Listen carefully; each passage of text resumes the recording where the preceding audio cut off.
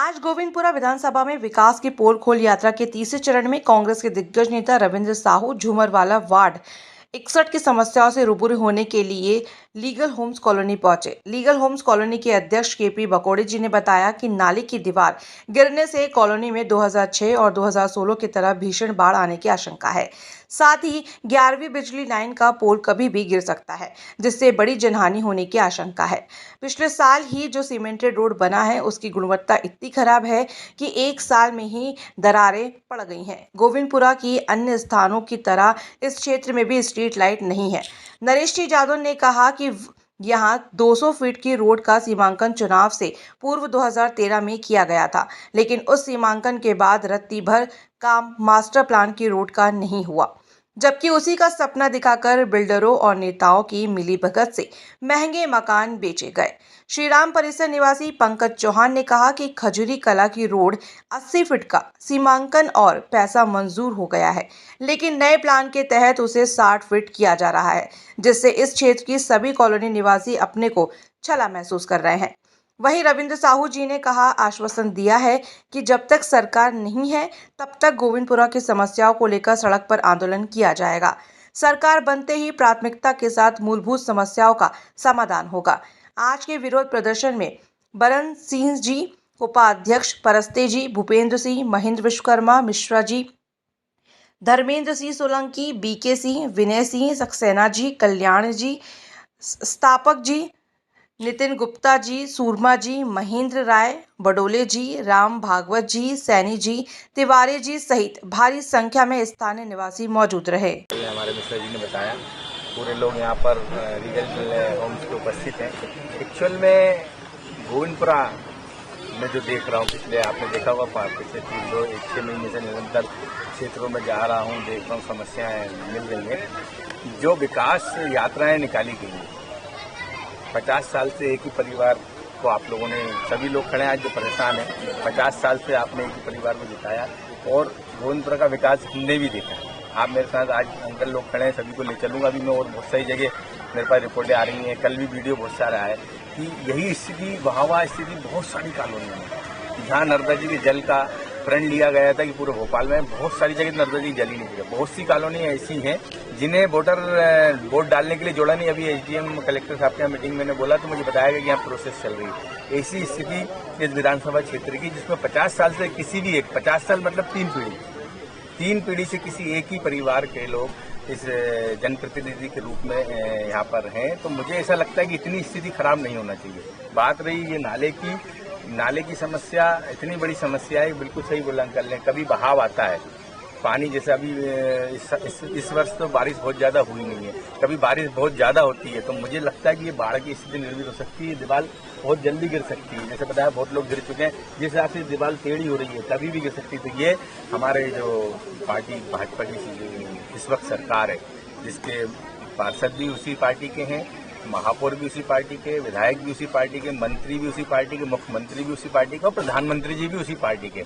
तो इन लोगों को अब पब्लिक पर ध्यान देना पड़ेगा। ये विकास की जो यात्राएं निकाल के झूठा महिमा मंडप किया जा रहा है कि देश में, प्रदेश में और भोपाल में, विधानसभा में बहुत विकास है। हम इस पोल खोल यात्रा के तीसरे चरण में आज आपसे रूबरू हुए हैं। मैं ऐसे कितने ही चरण करके पूरी जनता की आवाज उठाऊंगा और जैसा अंकल ने बोला भूख हड़ताल होगा, जेल भरो आंदोलन होगा, जो भी होगा हम लोगों से करेंगे और हम आवाज उठा के मांग करेंगे माननीय विधायक जी से कि इनकी जितनी जल्दी से जल्दी इनकी प्रॉब्लम हो, जो सॉल्व हो, कि दीवार बनाई जाए, बारिश आने के पहले दीवार बनाई जाए। ऐसी बहुत सारी समस्या क्षेत्र की है जिनको लेकर हम एक बहुत बड़ा आंदोलन करने जा रहे हैं। पूरे मामले में विधानसभा क्वेश्चन उठाएंगे बरन सिंह जी, कभी विधानसभा 11-12 तारीख से है तो मैं इसका एक पूरा बना रहा हूँ, प्रयास करूंगा। और कोई भैया बोलने वाला विधायक है उनको लेके ये मुद्दा हम हमारे आदरणीय नेता कमलनाथ जी, दिग्विजय सिंह जी, उनसे बोलेंगे कि इसका विधानसभा में इसको उठाया जाए। समस्या आप लगातार गोविंदपुरा विधानसभा में सर्वे कर रहे हैं, अनगिनत समस्याएं पाई गई है, क्या कलेक्टर महोदय से जरूरत कराएंगे समस्याओं? हाँ, मैंने विचार किया कि जुलाई एंड या अगस्त तक पूरी विधानसभा की जितनी भी समस्या, मूलभूत समस्या जिससे आदमी डायरेक्ट इफेक्ट हो रहा है, तो वो सब मूलभूत समस्या लेके एक बार हम कलेक्टर महोदय से सभी जितने भी लोगों की समस्या क्षेत्रवासी इकट्ठा लेके जाएंगे,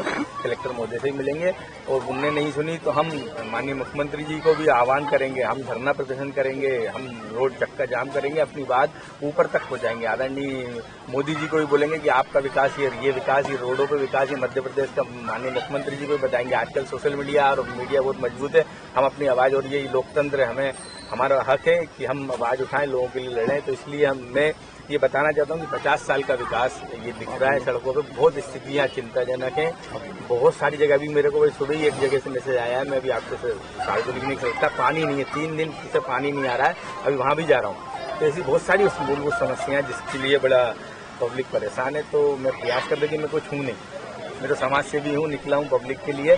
लेकिन मैं आप लोगों का सबके सामने ये वचन देता हूँ, कभी आने वाला समय है, हमारी पार्टी की सरकार आती है तो मैं जितनी भी आपकी मूलभूत समस्या उसके लिए लड़ाई लड़ूंगा, जोरदार लड़ाई लड़ूंगा, और पूरा कराने का प्रयास हमारे मुख्यमंत्री जी बनते हैं। और मुझे ऐसा लग रहा है कि आने वाला समय तो कांग्रेस पार्टी की सरकार बन रही है, तो हम लोग आपकी समस्या का निदान करेंगे। हम झूठी विकास यात्रा नहीं निकालेंगे, हम एक्चुअल काम करेंगे, उसके बाद आपसे बोलेंगे अब आप विकास यात्रा निकालेंगे। आज हमारे स्पीच रविंद्र भाई आए हैं इन समस्याओं को जानने के लिए। मैं आपको अवगत कराना चाहता हूं कि विगत 18 साल से एक कॉलोनी लगातार टैक्स भर रही है। हम अपनी समस्याओं का समाधान खुद करते हैं, पानी हमारा खुद का है, बिजली हमारी खुद की है, नर्मदा के लिए जल लेने के लिए हमको 4 लाख रुपए देने पड़े हैं। तो हमारा जो प्रॉपर्टी टैक्स जाता है, जितने भी हम जीएसटी भरते हैं इस कॉलोनी के लोग, वो किस लिए भरते हैं।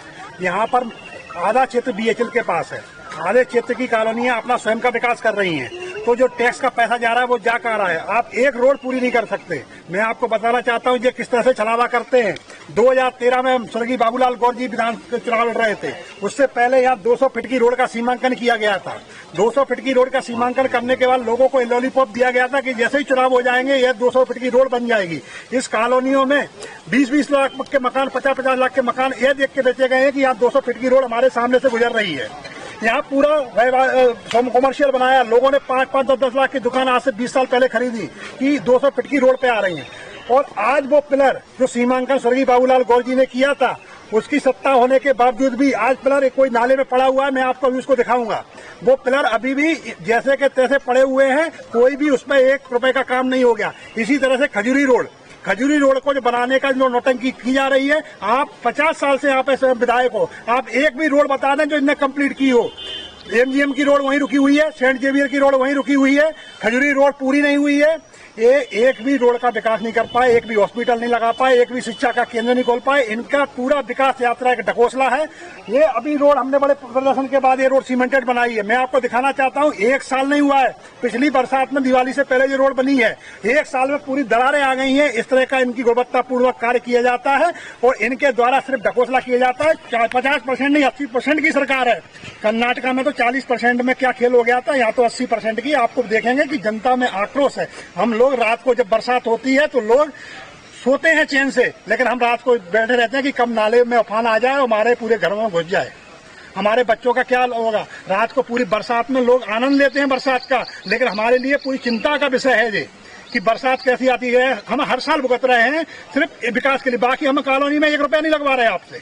हम तो सिर्फ चाह रहे हैं कि हमारी कनेक्टिविटी की रोड बना दी जाए। ये स्ट्रीट लाइट के खंभे प्राइवेट लगे हैं, एक स्ट्रीट लाइट के खंभे पे एक भी स्ट्रीट लाइट नहीं जलती है यहाँ पे।